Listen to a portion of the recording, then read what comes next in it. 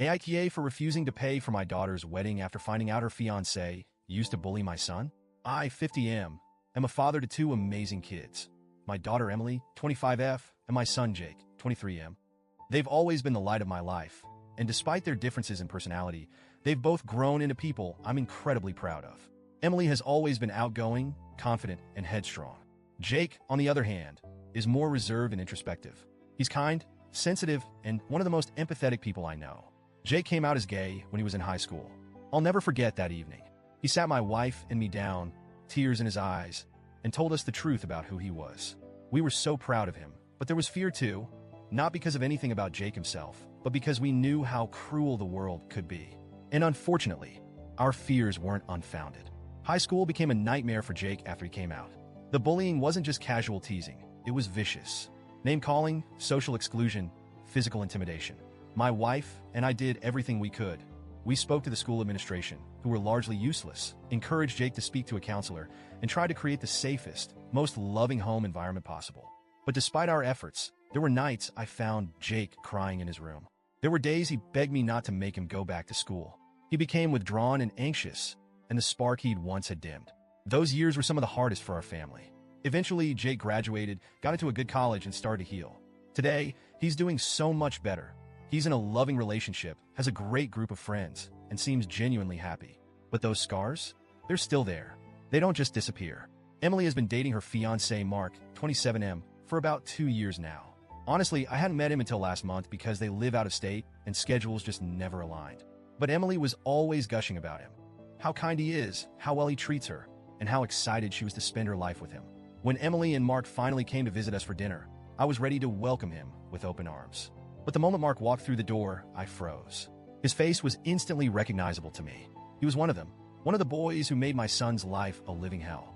At first, I tried to keep my composure. People change, right? Maybe I was wrong. Maybe this was just some bizarre coincidence. I stayed polite throughout the dinner, but the pit in my stomach wouldn't go away. Later that night, when Emily and Mark had gone to their hotel, I sat down with Jake and asked him directly.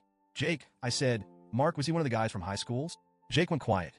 He looked down at his hands, sighed deeply, and then nodded. "Yeah, Dad. He was." He told me that Mark wasn't the worst of the bullies, but he was still an active participant. He laughed at the cruel jokes. He spread the rumors. He stood by and let worse things happen without intervening. Jake then said something that broke my heart. "But Dad, it's okay. I've moved on. I'm happy now, and I don't want this to cause any drama. Please don't say anything to Emily." I nodded, but inside, I was reeling. Over the next week, I wrestled with my feelings. Emily called to talk about wedding plans, venues, caterers, dresses, and every conversation felt like sandpaper on my soul. How could I, in good conscience, financially support a wedding that would make Mark an official part of our family? Finally, I couldn't keep it in anymore. I sat Emily down over a phone call and told her the truth. I said I recognized Mark from Jake's high school days and that I knew about his involvement in the bullying. I told her that while I love her and want her to be happy, I can't bring myself to contribute financially to a wedding that includes someone who caused our family so much pain. Emily was stunned silent at first. Then the anger came. "Dad, that was years ago. People grow up. People change. He's not that person anymore." I told her I understood that people change, but I also told her that actions have consequences. And for me, this wasn't something I could just overlook. She accused me of punishing her for something she had no part in.